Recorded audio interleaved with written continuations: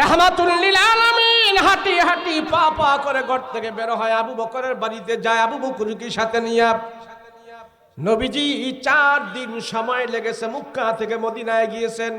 4 দিন সময় অতিক্রম করে রসুল মদিনায় গিয়েছে। মদিনায় যাওয়ার পর যখন নবীজি মদিনায় পা রাখলেন, পা রাখার সাথে সাথে রসুল দেখতে পাইলেন মদিনার কিছু সংখ্যক যুবকেরা আমার রসুলকে রিসেপশনের জন্য তারা আগায় আসছেন। নবীজি দেখতেছেন কিছু সংখ্যক যুবকদের হাতের মধ্যে, যুবকদের এক একজনের হাতের মধ্যে এক একটা জিনিস। এক যুবকের হাতে দেখলেন নবীজি দুধের পেয়ালা, আর এক যুবকের হাতে পয়গম্বর দেখতে পাইলেন শরবতের পেয়ালা, আর এক যুবকের হাতে গাছের তাজা খেজুর, আর এক যুবকের হাতে দেখলেন গোস্ত ভুনা করা। রাহমাতুল লিল আলামিন ডাক দিয়া বলে, মদিনার যুবকেরা তোমরা এখানে দাঁড়িয়ে আছো কেন, কারণটা কি? সব যুবক এক বাক্যে জানায় দিলেন, ওগো রাহমাতুল লিল আলামিন, আমরা শুনেছি আপনি নাকি মক্কা থেকে মদিনায় আসবেন, কাফির মুশরিকদের অত্যাচার নির্যাতন সহ্য করতে না পেরে আপনার জমিন ছেড়ে আপনি মদিনায় আসবেন। আপনাকে রিসিপশনের জন্য আমরা এখানে 4 দিন ধরে দাঁড়িয়ে আছি। আল্লাহু আকবার। এক যুবক এসে আমার পয়গম্বরের হাতের ভিতরে দুধের পেয়ালা দিলেন। রসুল গোনেন দুধের পেয়ালা আপনার জন্য নিয়ে দাঁড়ায় আছে। নবীজি দুধের পেয়ালা মুখের মধ্যে দিয়া টান দিলেন, এক চুমুক দুধ খাওয়ার পরে পেয়ালাটা ফেরত দিলেন। ইয়া রাসূলুল্লাহ, নেন আপনি পান করেন। নবী বলে, মুখের দুধ তো কত সুস্বাদু, তোমাদের দুধ এত পানসা পানসা কেন, কারণটা কি? যুবক ডাক দিয়া বলে, ইয়া রাসূলুল্লাহ, আজকে থেকে 4 দিন ধরে আমার ওট থেকে দুধ দোহন করে রসুল গো, আপনার জন্য আমি এখানে দাঁড়িয়ে আছি। 4 দিন পরে তো দুধ আর পান করা যায় না, এটা একবারে ঠান্ডা হয়ে গেছে। কথা দিলাম রসুল গো আমার ওট থেকে দুধ দোহন করে আমি আপনাকে মেহমানদারি করার ব্যবস্থা করব। রসুল আশ্চর্য হয়ে গেল, হাই রে, আমার বংশের লোকেরা, আমার গোষ্ঠীর লোকেরা আমাকে ঘর থেকে বের করে দিয়েছে ইসলামের জন্য, আর মক্কায় কিছু, মদিনায় কিছু সংখ্যক যুবক তৈরি হয়ে গেছে, তারা জান প্রাণ দিয়ে আমাকে ভালোবাসছে, তারা সবাই আমার জন্য পাগল। আল্লাহর রসুল মদিনায় পা রেখেই মদিনার মানুষদের জন্য দোয়া করলেন, আয় আল্লাহ, মদিনার মানুষের জানে মালে বরকত দাও, সম্পদে বরকত দাও, শহরে বরকত দাও, ফসলাদিতে বরকত দাও। রাহমাতুল লিল আলামিন মদিনায় পা রেখে যখন নাকি 2টা হাত উঠে আল্লাহর দরবারে দোয়া করলেন, নবীজির দোয়া মদিনাবাসীদের জন্য এমন ভাবে কবুল হয়েছে, যাদের বাগানে 3 মাস খেজুর আসতো, 6 মাস খেজুর আসতো, নবীজির কদম মুবারক মদিনায় রাখার পর পর এখন 3 মাস আর 6 মাস নয়, 12 মাস খেজুরের ব্যবস্থা হয়ে গেছে। أيها الذين آمنوا ادخلوا في السلم كافة ولا تتبعوا خطوات الشيطان إنه لكم عدو مبين.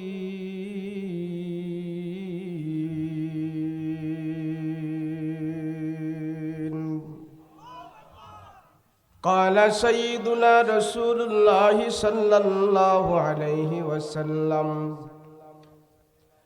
الدنيا خلقت لكم وأنتم خلقتم للآخرة أو كما قال النبي عليه الصلاة والسلام.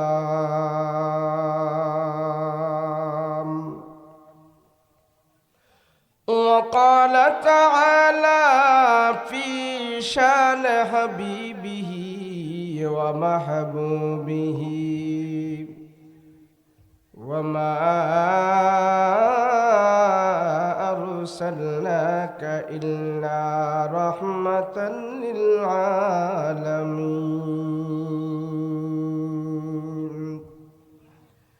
صلى الله على سيدنا ومولانا محمد وعلى آله وأصحابه أجمعين بلغ العلا بكماله كشف الدجى بجماله حسنت جميع خصاله صلوا عليه وآله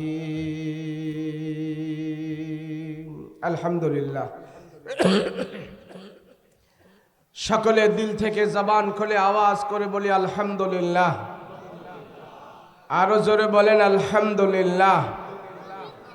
আল্লাহ যারে ভালোবাসে, পছন্দ করে, মহব্বত করে, যার উপরে আল্লাহ পাকের রহমতের দৃষ্টি আল্লাহ বারবার দান করে, আল্লাহর সেই প্রিয় বান্দাদের কি আল্লাহ পাক নেক কাজের মধ্যে শামিল করে রাখে।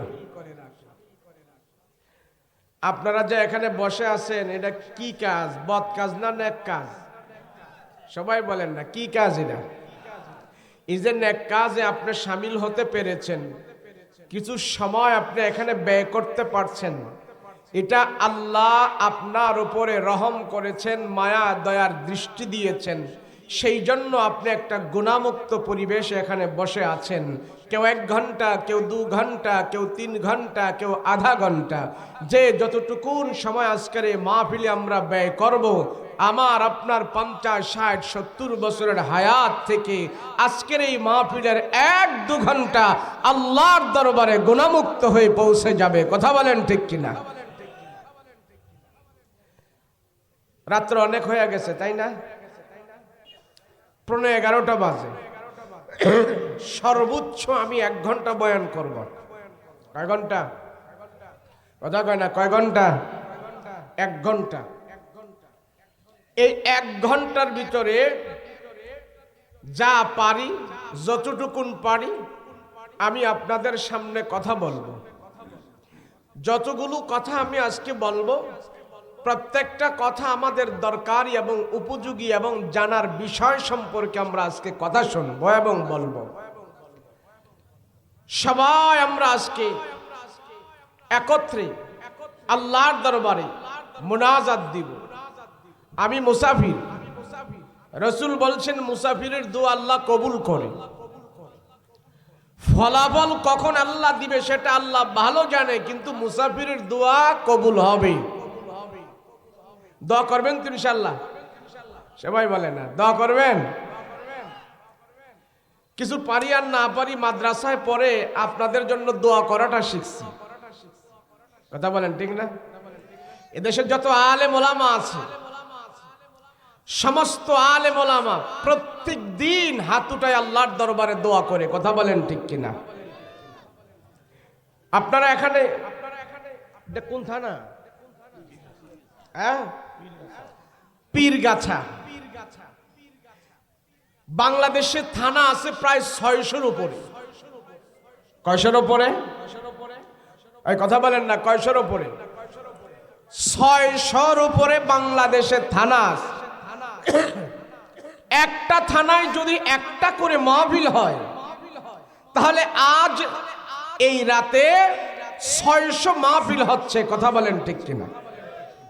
600 মাহফিলে যদি 100 করে লোক হয়, তাহলে কত হাজার লোক আজকে মাহফিলকে কেন্দ্র করে আল্লাহর দরবারে হাত উঠিয়ে দোয়া করবে। এই বাংলাদেশের ভিতরে শীতের সিজনে প্রতি রাত্রে লক্ষ লক্ষ মানুষ আল্লাহর দরবারে হাত উঠিয়ে দোয়া করে। কথা বলেন ঠিক কিনা? এই দোয়া বিফলে যাবে না, এই দোয়া বিফলে যেতে পারে না। ইমামদারেরা রাতের 12টা বাজে, 1টা বাজে, কত মানুষ মাহফিলের মাধ্যমে চোখের পানি ফেলে ফেলে আল্লাহর দরবারে দোয়া করতেছে। আপনি কি মনে করেন সব দোয়াগুলো ব্যর্থ যাচ্ছে নাকি কিছু কবুল হচ্ছে? কথা কয় না? যদি ওয়াজ মাহফিলের ইমানদার, মুত্তাকি, পরহেজগারের, আলেম ওলামাদের আপনাদের দোয়া যদি কবুল না হতো, তাহলে 80 টাকা কেজি আলু খায়া বাঙালি এত হাসি মুখে থাকতে পারত? আমার তো মনে হয় না। আল্লাহর বিশেষ রহমত আছে এই দেশের উপরে, বিশেষ রহমত। চাউল ক্যার ক্যার করো না, এটা বাড়াও, মোটা করো চাউল, আর ইকো দাও সুন্দর করে। বাংলাদেশ পৃথিবীর বুকে একটা অদ্বিতীয় দেশ। খোলা আকাশের নিচে সবাই এইভাবে উন্মুক্ত ভাবে কোরআন ও হাদিসের কথা বলা এবং শোনা, এটা বাংলাদেশ ছাড়া অন্য কোনো দেশে নাই।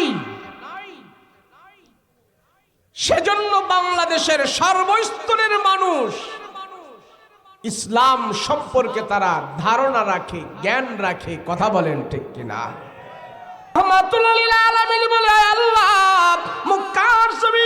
আমি মদিনায় যাব, সেখানে আমি কেমনে থাকবো? খানায় কাবা তো নাই। আল্লাহ ডাক দিয়া বলে, ও রহমতের নবী, আমি আপনাকে একবারে মক্কা থেকে বিদায় করে দিচ্ছি না, কিছুদিনের জন্য দিচ্ছি। রাসূল আপনি মদিনায় চলে যান, কিছুদিন পরে আবার আপনাকে মদিনা থেকে আমি আল্লাহ বিজয়ের মালা পরায়া মক্কা বিজয়ের মাধ্যমে কি শায়েস্তা করে এই মক্কার নেতৃত্ব কর্তৃত্ব আবার আপনার হাতে আমি দান করার জন্য আমি আল্লাহ আপনাকে হিজরত করে মদিনায় প্রেরণ করতেছি। আল্লাহু আকবার। রাহমাতুল লিল আলামিন হাঁটি হাঁটি পা পা করে ঘর থেকে বের হয়, আবু বকরের বাড়িতে যায়। আবু বকরকে সাথে নিয়ে নবীজি 4 দিন সময় লেগেছে, মক্কা থেকে মদিনায় গিয়েছেন। 4 দিন সময় অতিক্রম করে রসুল মদিনায় গিয়েছে। মদিনায় যাওয়ার পর যখন নবীজি মদিনায় পা রাখলেন, পা রাখার সাথে সাথে রসুল দেখতে পাইলেন মদিনার কিছু সংখ্যক যুবকেরা আমার রসুলকে রিসেপশনের জন্য তারা আগায় আসছেন। নবীজি দেখতেছেন কিছু সংখ্যক যুবকদের হাতের মধ্যে, যুবকদের এক একজনের হাতের মধ্যে এক একটা জিনিস। এক যুবকের হাতে দেখলেন নবীজি দুধের পেয়ালা, আর এক যুবকের হাতে পয়গম্বর দেখতে পাইলেন শরবতের পেয়ালা, আর এক যুবকের হাতে গাছের তাজা খেজুর, আর এক যুবকের হাতে দেখলেন গোস্ত ভুনা করা।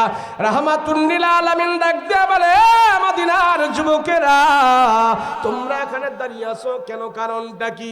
সব যুবক এক বাক্যে জানায় দিলেন, ওগো রাহমাতুল লিল আলামিন, আমরা শুনেছি আপনি নাকি মক্কা থেকে মদিনায় আসবেন, কাফির মুশরিকদের অত্যাচার নির্যাতন সহ্য করতে না পেরে আপনার জমিন ছেড়ে আপনি মদিনায় আসবেন। আপনাকে রিসিপশনের জন্য আমরা এখানে 4 দিন ধরে দাঁড়িয়ে আছি। আল্লাহু আকবার। এক যুবক এসে আমার পয়গম্বরের হাতের ভিতরে দুধের পেয়ালা দিলেন। রসুল গোনেন দুধের পেয়ালা আপনার জন্য নিয়ে দাঁড়ায় আছে। নবীজি দুধের পেয়ালা মুখের মধ্যে দিয়া টান দিলেন, এক চুমুক দুধ খাওয়ার পরে পেয়ালাটা ফেরত দিলেন। ইয়া রাসূলুল্লাহ, নেন আপনি পান করেন।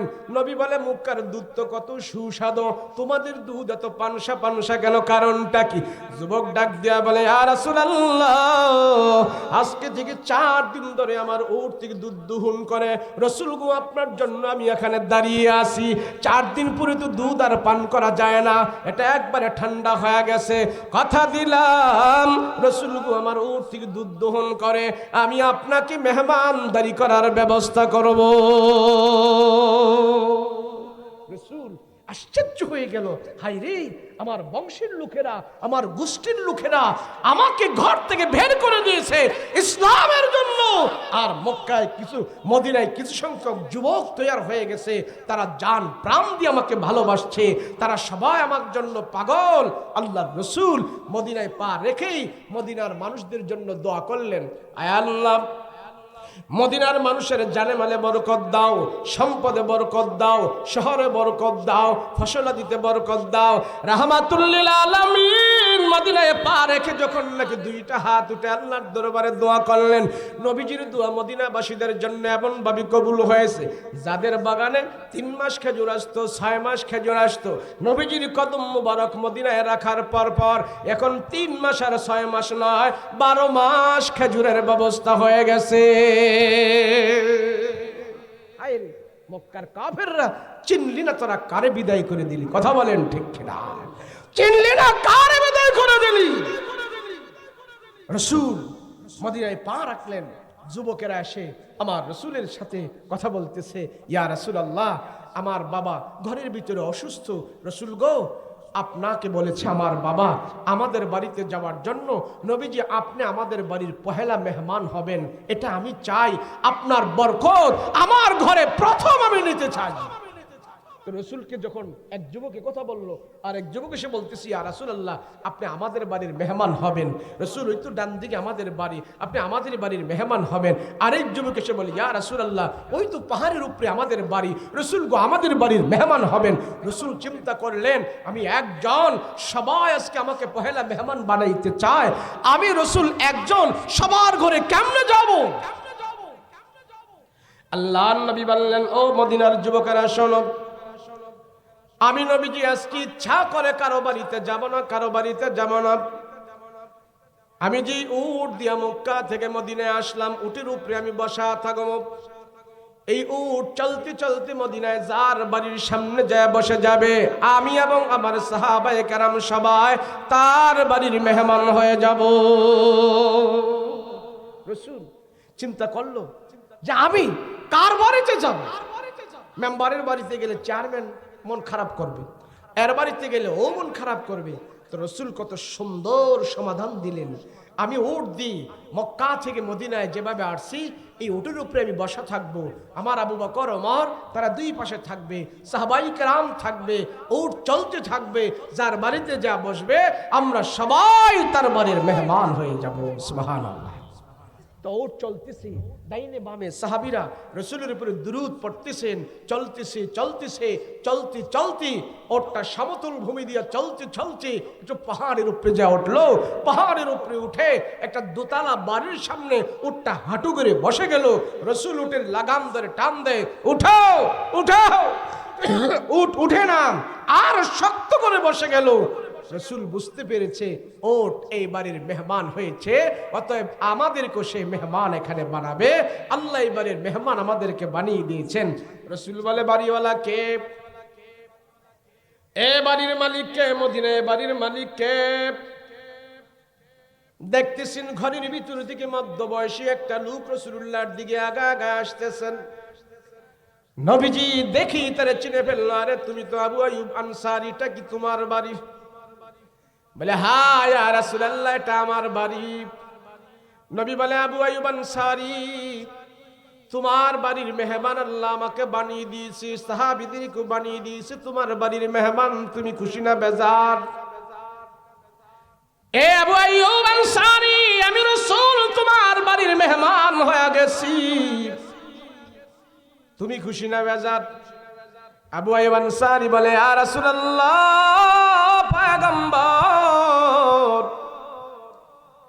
তাম পৃথিবী যদি কেউ আমাকে বিক্রি করে দেয় আমি এত খুশি হব না, এত খুশি হব না যেই পরিমাণ খুশি হয়ে গিয়েছি আমার নবী আমার বাড়ির মেহমান হওয়ার কারণে। রসুল রসুল বিনা দাওয়াতে আমার বাড়ির মেহমান হয়েছে। তো রসুল বলে আবু আইয়ুব শোনো, মক্কা থেকে আবু জাহেল ওকবা শাইবাদের অত্যাচার নির্যাতন সহ্য করতে না পেরে আমার সাহাবীরা পাতেও খাবার দাবার যা ছিল সব কিছু রাস্তায় শেষ হয়ে গেছে। তাদের অনেক দোকান ছিল, বাগান ছিল, খেজুরের গাছ ছিল, উট ছিল, মেষপাল ছিল, সব কিছু মদিনায় ফালি দিয়ে আমার রাসূলুল্লাহর ভালোবাসায় ইমানটুকু নিয়ে তারা মদিনা পর্যন্ত পৌঁছে। কারো পেটে খাবার নাই, ও আবু আইয়ুব তোমাকে আল্লাহ সম্পদ দিয়েছে, তাদের জন্য খাবারের ব্যবস্থা করো। রসুল বলতে দেরি হয়েছে, আবু আইয়ুব আনসারী ওই সাহাবীদের জন্য খাবার দাবারের ব্যবস্থা করতে দেরি হয় নাই। কথা বলেন ঠিক কিনা? ওর জবাই করলো, বকরি জবাই করলো, রুটি পাক হচ্ছে, আবু আইয়ুব আনসারী সবার জন্য পাক শাক করতেছে, চুলা আগুন ধরাই দিল, গর্ত করে আগুন জ্বলতেছে, দাও ধাও করে ধোঁয়া উঠতেছে, পাক শাক হইতেছে। রসুল এই বাড়ির মেহমান, সবার মনে আনন্দ, সবার মনে খুশি। তো চুলায় যে আগুন ধরাইছি, আগুন ধাও ধাও করে জ্বলতেছে। এই আবু আইয়ুব আনসারীর বাড়ি থেকে কয়েক কিলোমিটার দূরে তখনকার ইহুদিদের যে সবচেয়ে বড় আলেম ছিল, তার নাম ছিল আব্দুল্লাহ ইবনে সালাম। ওই আলেম 3টা কিতাবের আলেম ছিলেন। তাওরাত কিতাবটা তার পুরাটা মুখস্থ ছিল, আর ইনজিল আর জাবুর এই দুইটা কিতাবের সে আলেম ছিলেন। মোট 3 কিতাবের আলেম। তার নাম হলো আব্দুল্লাহ ইবনে সালাম। এই আব্দুল্লাহ ইবনে সালাম তার খেজুর গাছ পরিষ্কার করতেছে, গাছের উপরে ওইটা গাছের উপরে যে উঠছে ওখান থেকে সে দেখতেছি হায় হায় ওই ধোঁয়া উঠতেছে। তো এই আলেম মনে করছে আবু আইয়ুব আনসারীর বাড়ির দিকে মনে হয় আগুন লেগে পুরে সব ছারখার হয়ে যাচ্ছে। তো গাছের উপর থেকে সে আলেম তার বক্ত দলবল ছাত্রদেরকে বলল, এই আরে ওদিকে যায়া দেখ, মনে হয় আগুন লেগে পুরো ছারখার হয়ে গেছে। তো ছাত্ররা দৌড়াইতে দৌড়াইতে দৌড়াইতে দৌড়াইতে আবু আইয়ুব আনসারীর বাড়িতে গেল। সেখানে যায়া দেখে এখানে কোনো বিপদ সংকেত নয়, এখানে কোনো কষ্ট নয়, সবার মুখে হাসি, আনন্দ, ফুর্তি, পাকশাক হইতেছে, মেহমানদারির কত আনন্দ। তো জিজ্ঞেস করলো, তোমরা এখানে এত আনন্দ করছো, পাকশাক করছো, কারণটা কি?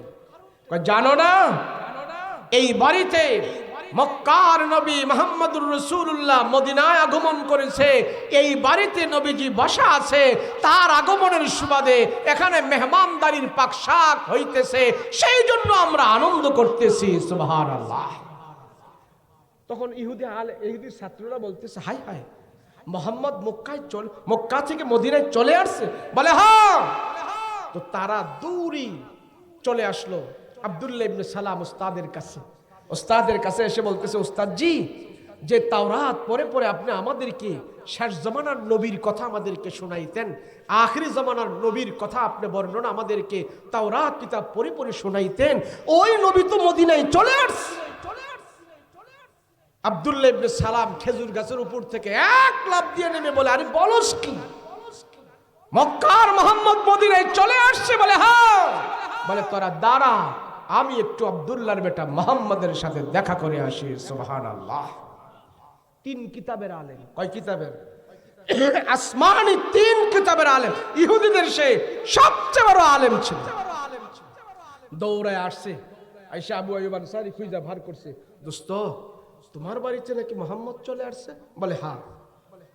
বলে আমার দি জানাইলা না?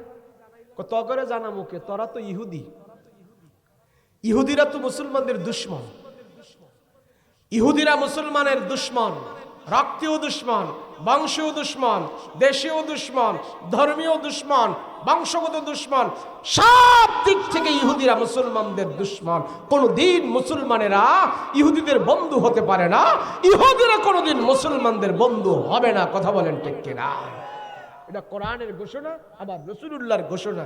এখন আপনি যদি ইহুদিদের সাথে আত্মীয় করেন, ফুলা বিয়া করান, মাইয়া বিয়া করান, আপনিও বোঝা যায় মুসলমান না, ইহুদি হয়ে গেছেন। কথা বলেন ঠিক কিনা? যাক, যার যেমন রুচি সে আত্মীয় করব তেমন। তাই আল্লাহ রাসূল বলছেন, ইহুদিরা কোনদিন তোমাদের বন্ধু হবে।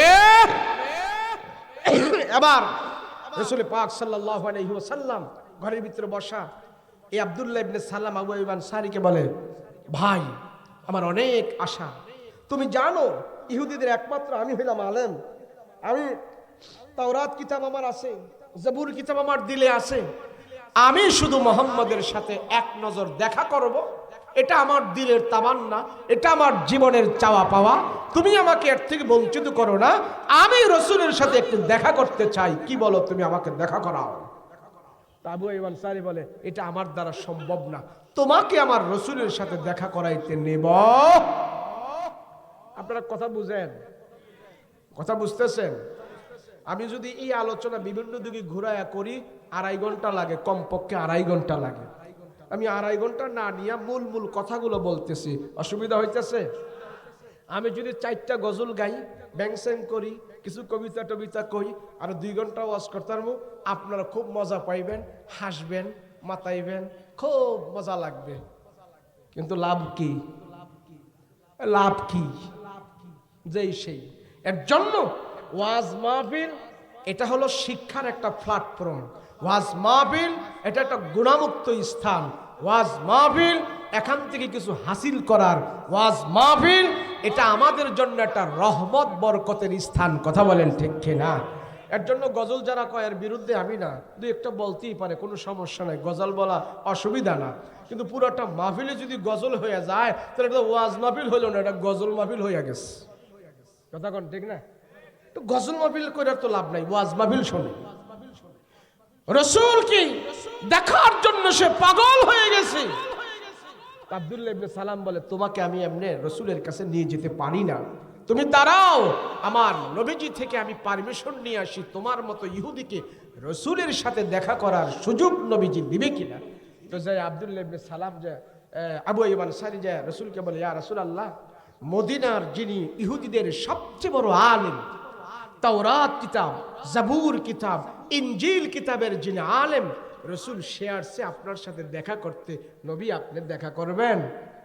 তো রসুল বলে, আরে আমি মক্কা থেকে তার কথা বহু শুনেছি, সে নাকি ইহুদিদের সবচেয়ে বড় আলেম, আমি তো কোনো ইহুদিদের সাথে দেখা করব না, তবে সে যেহেতু একজন আলেম, আসমানি কিতাবের আলেম, তার একটা সম্মান আছে, সে যদি আমার সাথে দেখা না করে চলে যায় তাহলে এটা কেমন যেন একটা অভদ্রতা দেখা যায়, বলো তারে যায়া সে ইহুদিদের আলেম হিসাবে তার আলেম সম্মানের কারণে আমি রসুল তার সাথে দেখা করতে চাই। সুবহানাল্লাহ। নবীজি অন্য ধর্মের আলেমরে কত দাম দিছে, আর আমরা আমার ধর্মের আলেমরে সুযোগ পাইলে পুরো বাস মাইরা দেই। কথা কোন ঠিক না? আসুন, আবু আইয়ুব আনসারী যায় কয়, আমাদের রসুল বলছে তোমাকে যাওয়ার জন্য, তবে শোনো, যদি নবীজির সাথে যে কোনো বেয়াদবি করো কল্যাণিয়া যেতে পারবা না, একদম ফালাই দিমু। সুবহানাল্লাহ বলেন না? তোরা তো ইহুদি, বেয়াদবি করবি রসুলের সাথে, আর আমরা বেঁচে থাকতে রসুলুল্লাহর সাথে বেয়াদবি করার কোনো সুযোগ দিব না। কথা বলেন ঠিক কিনা? তো ধরে ধরে তারা নিয়ে গেছে, নিয়ে যায় আব্দুল্লাহ ইবনে সালামকে এখানে দাঁড় করিয়েছেন। দাঁড় করিয়ে আবার আবু আইয়ুব আনসারী পরিচয় করাইতেছেন, উনি হলেন আবু বকর, উনি হলেন ওমর, উনি হলেন আলী, উনি হলেন উসমান, আর তোমার সামনে বরাবর যাকে দেখতেছো উনি হলেন রাহমাতাল লিল আলামিন। দেখো আব্দুল্লাহ ইবনে সালাম ইহুদিদের বড় আলেম, তাওরাত কিতাবের হাফেজ, রাহমাতুল লিল আলামিনের চেহারা বরাবর দাঁড়াইয়া নবীজির চেহারার দিকে তাকায়, বুকের দিকে তাকায়, পায়ের দিকে তাকায়, এইভাবে সব বডিটা তাকাতাকি করতেছে। এক পর্যায়ে ইহুদি আলেম নবীজির চেহারার দিকে তাকায় রইলেন, ডাইনে বামে সামনে পেছনে কোথাও তাকায় না, শুধু নবীজির চেহারার দিকে তাকায় রয়েছে, তাকায় রয়েছে, তাকায় রইলেন, কোথাও তাকায় না, নবীজির চেহারার দিকে তাকায় আছে। আল্লাহর নবী বলে, আব্দুল্লাহ ইবনে সালাম ইহুদিদের বড় আলেম, কি ব্যাপার তুমি শুধু আমার চেহারার দিকে তাকায় আছো, কোনো কথা বলছো না, জবান নাড়া কোনো কথা বলো না, কোনো ইশারা ইঙ্গিত কোনো কিছু বলো না, শুধু তুমি আমার দিকে তাকায় আছো, কারণটা কি? কারণটা কি? কারণটা কি? ইহুদি বড় আলেম কোনো কথা কয় না, কথা কয় না, রসুলের চেহারার দিকে তাকায় আছে। আল্লাহর নবী বলে, কিছু বলো, কিছু বলো, কেন তুমি তাকায় আছো আমার চেহারার দিকে, কিছু বলো। এক পর্যায়ে দেখলেন আব্দুল্লাহ ইবনে সালাম নবীজি রাহমাতুল লিল আলামিন যখন তারে বলতেছে কিছু বলো, কিছু বলো, নবীজি দেখতে পাইলেন তার চোখ দিয়া পানিগুলো টপ টপ করে পড়তেছে, সে কান্না আরম্ভ করে দিয়েছে। রাহমাতুল লিল আলামিন বলে, আব্দুল্লাহ ইবনে সালাম বলো, কেন তুমি আমার চেহারার দিকে তাকায় আছো, তুমি বলো কেন তাকায় আছো। আব্দুল্লাহ ইবনে সালাম বলে, ওগো নবীজি, তাওরাত কিতাবটা আমার দিলের ভিতরে আছে, পুরা তাওরাত কিতাব আমি মুখস্থ করেছি, আমি এটা ছাত্রদেরকে পড়াই। নবীজি আপনার চেহারার দিকে তাকায় তাকায় আমি কোনো খারাপ মন্তব্য করি নাই, আপনার চেহারার দিকে তাকায় তাকায়া আর বোকা আর তাওরাত কিতাবের দিকে তাকায় তাকায়া যুক্তির কষ্টি পাথর দিয়ে আমি এতক্ষণ পর্যন্ত যাচাই করলাম যে তাওরাত কিতাব আমার দিলের ভিতরে আছে, ওই তাওরাত কিতাবের ভিতরে আপনার বর্ণনা আছে। আমি তাওরাত কিতাবের ভিতর থেকে পড়েছি আখির জামানার নবী যে হবে তার নাম হবে মুহাম্মদ। আখিরি জামানার নবীর কপালটা কেমন হবে, মুহাম্মদের বুরুটা কেমন হবে, চোখগুলো কেমন হবে, আখিরি জামানার নবীর ঠোঁটগুলো কেমন হবে, দাঁতগুলো কেমন হবে, দাড়িগুলো কেমন হবে, সব বর্ণনা তাওরাত কিতাবের ভিতরে দেওয়া আছে। ওই বর্ণনাগুলো আমি মুখস্থ করেছি, আমার দিলের ভিতরে আছে। আজকে বাস্তবে আমি রসুলকে পেয়ে গেলাম, আর তাওরাত কিতাবের সাথে আমার রসুলুল্লাহর চেহারাটা বাস্তবে মিলায় মিলায় দেখলাম। যুক্তির কষ্টি পাথর দিয়া আমি যাচাই করে দেখেছি তাওরাত কিতাবের ভিতরে আমি শেষ জামার নবীজির বর্ণনাগুলো আমি যা যা পড়েছি, আজকে রসুলগু আপনার চেহারার মধ্যে আমি বাস্তবে তা পেয়ে গেছি। রসুল আমার আর কোনো সন্দেহ নাই, আপনি যেন সত্য পয়গম্বর। আল্লাহর নবী বলে ইয়া আলেম আব্দুল্লাহ ইবনে সালাম, যদি তুমি আমাকে সত্য রসুল পেয়ে থাকো, ইসলাম গ্রহণ করো, কালেমা পড়ো, মুসলমান হয়ে যাও। আব্দুল্লাহ ইবনে সালাম বলি ইয়া রাসূলুল্লাহ ইয়া হাবিবাল্লাহ, কথা দিলাম তিনটা কিতাব বুকে নিয়ে আমি রসুল কথা দিলাম, আপনার সাথে জবানে ওয়াদা দিলাম, এই মদিনায় কেউ যদি মুসলমান না হয় আমি আব্দুল্লাহ ইবনে সালাম আপনার হাতে হাতে রেখে মুসলমান হয়ে যাব। আল্লাহু আকবার। রসুল কথা তো ভালোই হইল, আমি একা হব না, আমার দল বল ভক্তবৃন্দ আছে, তাদেরকে নিয়ে আমি আপনার হাতে হাত রেখে মুসলমান হয়ে যেতে চাই। সুবহানাল্লাহ। বলে ইয়া রাসূলুল্লাহ, আমি তো মুসলমান হব, আমি তো ইহুদিদের আলেম, ইহুদি জাতটা খুব খারাপ জাত, তো তাদেরকে আপনার সামনে আমি আনবো। নবীজি তাদেরকে শুনি শুনি আপনাকে আমি কয়েকটা প্রশ্ন করব, যে প্রশ্নগুলো ইমাম বুখারী রাহিমাহুল্লাহু তাআলা তার কিতাবের ভিতরে লিপিবদ্ধ করেছেন। সব প্রশ্নগুলো বলা সম্ভব নয়, ওখানকার ভিতর থেকে একটা প্রশ্ন আল্লাহর রাসূলকে ইহুদি আলেম করলো, নবীজি আমরা যদি মুসলমান হই, কালেমা পড়ে আপনার রসুল মেনে এক আল্লাহ মেনে ঈমান নিয়ে যদি আমরা কবরে যাই, আল্লাহ তো আমাদেরকে জান্নাত দিবে। বলে হ্যাঁ, জান্নাতে যাওয়ার পরে আল্লাহ আমাদেরকে কোন খাবার দ্বারা সর্বপ্রথম মেহমানদারি করবে? নবীজি আমার এক নম্বর প্রশ্ন হলো আপনার জবান থেকে সেই খাবারের নামটা আমি জানতে চাই। সুবহানাল্লাহ। একটা প্রশ্ন, তার প্রশ্ন। রসুল বলে আরে এই প্রশ্নের উত্তর তো তাওরাত কিতাবেই আছে। তো এই ইহুদি আলেম বলে তাওরাত কিতাবে আছে, সেটা পড়ে থাক, আমি আপনার জবান থেকে জানতে চাই।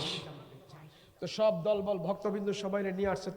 তো নিয়ে আসার পরে রসুল বলে তুমি যে আমাকে বলছো যে কোন খাবার দিয়ে মেহমানদারি করবে, শোনো, যারা জান্নাতের ভিতরে যাবে সবাই হবে জান্নাতের মেহমান, আর জান্নাতের মালিক হলেন আল্লাহ।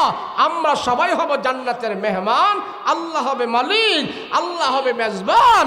আল্লাহ সব জান্নাতীদেরকে ডেকে বলবে আমার পক্ষ থেকে, মেহমানের পক্ষ থেকে আমি আল্লাহ, মেজবানের পক্ষ থেকে মেহমানদের জন্য আমি আল্লাহ তোমাদের জন্য প্রথম নাস্তার ব্যবস্থা করেছি, আর সেই নাস্তাটা হবে মাছের কলিজা ভুনা করে কাবাব বানাইয়া আল্লাহ জান্নাতীদের সামনে এই মাছের কলিজা ভুনা করা খাবার পেশ করে বলবে আমার পক্ষ থেকে তোমাদের জন্য এই মেহমানদারির ব্যবস্থা আমি আল্লাহ করে দিয়েছি।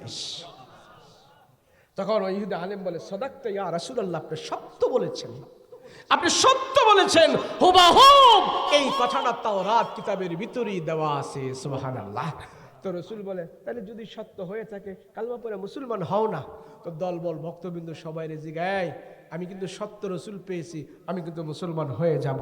তো ইহুদি তো এগুলা সবগুলা মুসলমান হয় নাই, ওই বড় আলেমের সাথে কয়েকটা হাত দিছে আর তাদেরকে রসুল কালমা পড়ে মুসলমান বানিয়ে ফেলেছে।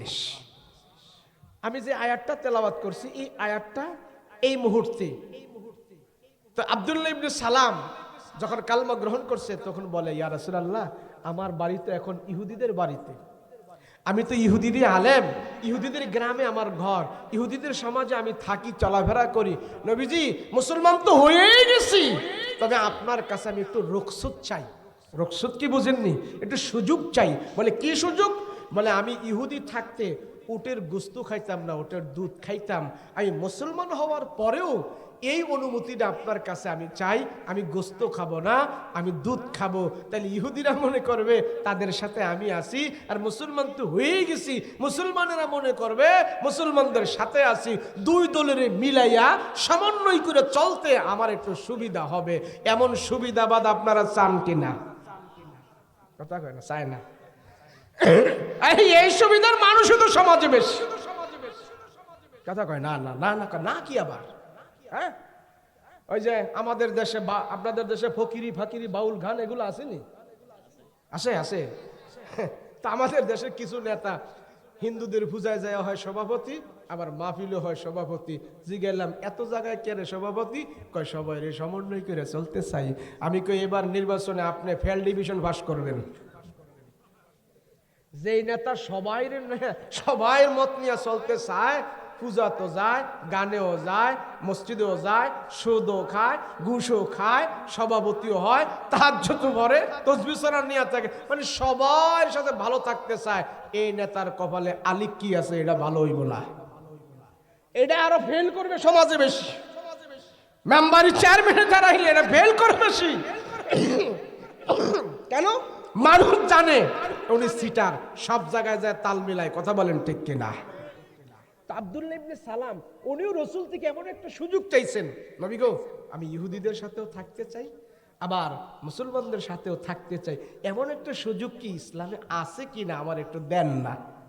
তো রাসূল বলে, শোনো ইহুদি আলেম, শোনো, ইসলাম ধর্মের মালিক আমি রাসূল নই, ইসলাম ধর্মের মালিক হলেন আল্লাহ। তুমি যে সুযোগ চেয়েছো, তোমাকে যদি আল্লাহ সেই সুযোগ দেয় আমার কোনো অসুবিধা নাই, তবে তোমার এই কথাটা আমি আল্লাহর উপর হাওলা করে দিছি, দেখি আল্লাহ কি নাজিল করে, তোমার ব্যাপারে কি ফায়সালা করে। তো এমন মুহূর্তে আব্দুল্লাহ ইবনে সালাম এবং রাসূল বসা, উপর থেকে জিবরাইল আমিন গট গট গট গট গট গট করে ঘন্টার আওয়াজ বাজায়া এই ব্যাপারে কোরআনের একটা আয়াত আল্লাহর রাসূলের কাছে জিবরাইল আমিন হাজির করে দিয়েছে। আয়াতটা কি? আমি খুতবার মধ্যে যেটা পড়ছিলাম সেই আয়াতটা, ইয়া আইয়ুহাল্লাযীনা আমানু দুখুলু ফিস-সিলমি কাফা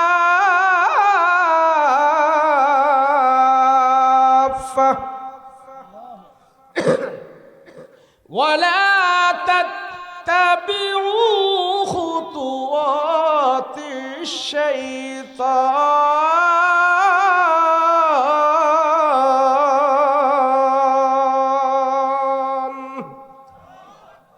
ইন্নাহু লাকুম আদুব্বুম মুবিন।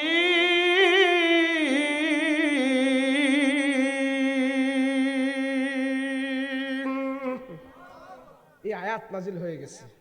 এই আয়াতের অর্থ হইল, নবীজি তারে বইলা দেন, উদখুলু ফিস-সিলমি কাফা, ইসলাম যারা মানবে, ইসলামের ভিতরে যারা ঢুকবে, অর্ধেক অর্ধেক ঢুকলে চলবে না, অর্ধেক অর্ধেক মানলে চলবে না, ইসলাম মানলে পুরাই মানতে হবে। আমাদের কুমিল্লার ভাষায় কয়, খাইলে পেট বইরা খা, নাইলে দেশ ছাইরা যা। কথা বলেন ঠিক কিনা? ও কিছু মানবা কিছু মানতা না, এমন মানুষনার ইসলাম দরকার নাই। কথা বলেন ঠিক কিনা? এই অর্ধেক অর্ধেক মানার দ্বারা কোনো জিনিসে শান্তি আছে? অর্ধেক জিনিস করার দ্বারা কোনো সফলতা আছে? আপনাদের রংপুর শহরে মশায় কামড়ায় না? কথা কয় নাকি? কামড়ায়। তো মশায় কামড়াইলে আপনারা কি করেন? হ্যাঁ, ওমা মশারিটা নেন না? কথা কয় না, মশারিটা নেন। এখন আপনি মশার কামড় থেকে বাঁচার জন্য মশারি টানাইছেন, মশারি টানাইয়া আপনার মাথা, হাত, অর্ধেক বডি মশারির ভিতরে ঢুকাইছেন, আর অর্ধেক বডি বাইরে রাখছেন, মশার কামড় থেকে বাঁচতে পারবেন? এই কথা বলেন, পারবেন? আরে ভাই, ছোট্ট একটা প্রাণী মশা, এই মশার কামড় থেকেও যদি আপনি বাঁচতে চান, আপনার পুরা বডি, দেহ, মাজা, কমর সব মশারির ভিতরে ঢুকাইতে হবে। কথা বলেন ঠিক কিনা? তো মশার কামড় থেকে বাঁচতে হলে যদি সব কিছু মশারির ভিতরে ঢুকাইতে হয়, আল্লাহর জাহান্নাম থেকে যদি বাঁচতে হয়, আমার সম্পূর্ণ 70 বছরের হায়াতের জিন্দেগি, ব্যবসায়ী জীবন, পারিবারিক জীবন, রাজনৈতিক জীবন, চাকরি জীবন, সব জীবনে ইসলামকে সঠিকভাবে পালন করতে হবে। কথা বলেন ঠিক কিনা?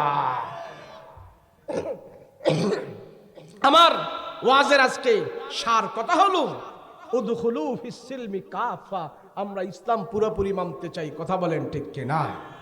কেউ বলবে হুজুররা মসজিদে শুধু ইমামতি করবে, মাদ্রাসায় পড়াইবে, কোরআন পড়াইবে, যাকাত ফিতরা তুলবে, মানুষের দান সদকা চাইবে, হেরা কেরে রাজনীতি করবে। কথা কোন না? বলে কি বলে না? যদি কেউ বলে যে কোরআনে ইসলামে রাজনীতি নাই, তার ঈমান নাই।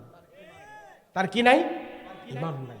আমার রাসূল স্বয়ং সম্পূর্ণ রাসূল পাক মদিনার মসজিদ থেকে একটা সংবিধান তৈরি করে পুরা মদিনাবাসীদেরকে উপহার দিয়ে পুরা রাষ্ট্র রাসূল নিজে পরিচালনা করেছেন। কথা বলেন ঠিক কিনা? যাই হোক, আমি আর কথা বাড়াবো না, সময় স্বল্পতার কারণে, যুগ চাহিদার অনেক কিছু কথা ছিল। এই যে আপনাদের মাদ্রাসা, এখান থেকে যে ছেলেগুলো পাগড়ি পাইলেন, এই ছেলেগুলোর সিনার ভিতরে যে আল্লাহর কালাম প্রবেশ করলো, ইহুদি কাফের মুশরিক বেঈমানেরা যত কোরআন কিতাব আছে সব পুরাইয়া ধ্বংস করে দিবে। বাংলাদেশে বর্তমানে 25 লক্ষের উপরে জীবন্ত কোরআন আছে। এই 25 লক্ষ জীবন্ত কোরআনকে তারা কি মেরে ফেলতে পারবে? এই কথা বলেন, পারবে? ইংরেজরাও পারে নাই। পৃথিবীর বুকে 10 পৃষ্ঠা আদর্শলিপি একটা বই, সেই বইয়ের হাফেজ নাই। গীতা, মহাভারত, রামায়ণ, ত্রিপিটক, দেব, জিন্দা মেস্তা, দীক্ষানিকা, শোলক, সহিফা, যা ধর্মগ্রন্থ আছে পৃথিবীতে একটা ধর্মগ্রন্থের হাফেজ নাই। শুধু বাংলাদেশে 25 লক্ষ কোরআনের হাফেজ আছে। বলেন আলহামদুলিল্লাহ। এরপরও ইমানদার আমরা ভয় পাইতে পারি না। কথা বলেন ঠিক কিনা? মুমিনরা ভয় পায় না, মুমিনরা ভয় পায় না। মুমিনদের ইতিহাস, জিহাদের ইতিহাস, আফগানিস্তানের ইতিহাস, যারা জিহাদ করে, শহীদ হয়, লড়াই করে, এদের ইতিহাস পড়লে ইমান তাজা হবে। দেখবেন বিনা যুদ্ধেই তারা কাফেরের বিরুদ্ধে বিজয় লাভ করেছে। কথা বলেন ঠিক কিনা?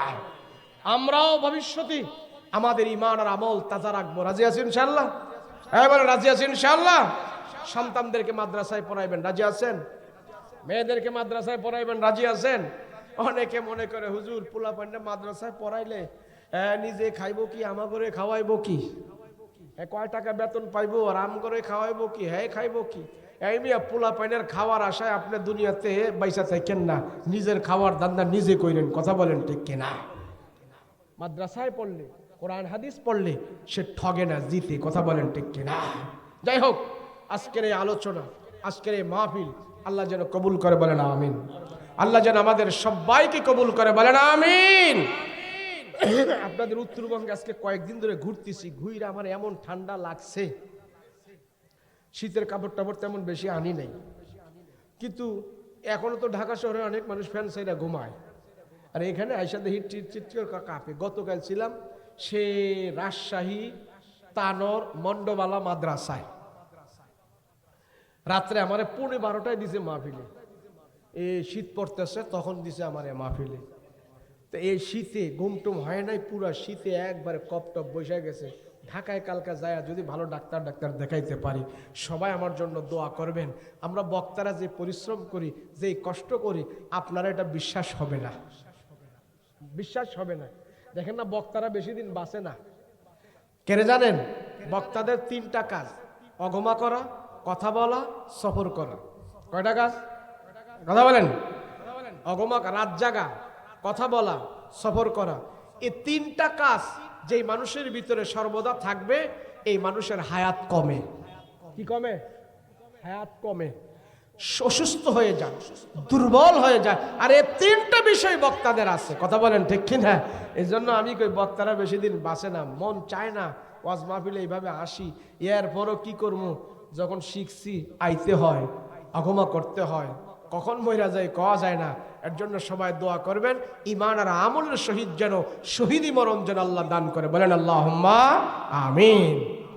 তাই যা কিছু বললাম এবং শুনলাম, যদি কোনো কথা কেউ ব্যথা পেয়ে থাকেন, আঘাত পেয়ে থাকেন, আল্লাহর হস্তে মুসলমান হিসাবে, আলেম হিসাবে, দ্বীনের সৈনিক হিসাবে আপনি ক্ষমা করে দিবেন। রাজি আছেন ইনশাআল্লাহ?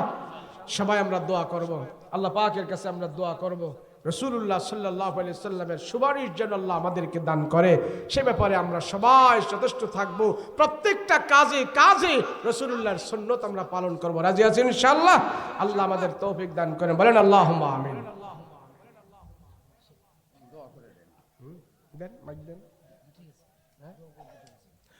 আস্তাগফিরুল্লাহাল্লাযী লা ইলাহা ইল্লা হুয়াল হাইয়ুল কাইয়্যুম ওয়া আতুবু ইলাইহি লা হাওলা ওয়ালা কুওয়াতা ইল্লা বিল্লাহিল আলিয়্যিল আযীম। আল্লাহুম্মা সাল্লি আলা সাইয়্যিদিনা নাবিয়িনা শাফিয়ানা হাবিবানা মাওলানা মুহাম্মদ সাল্লাল্লাহু তাআলা আলাইহি ওয়া আলা আলিহি ওয়া সাহাবিহি আজমাইন। আল্লাহুম্মা আমিন। রব্বানা ওয়া ইল্লাম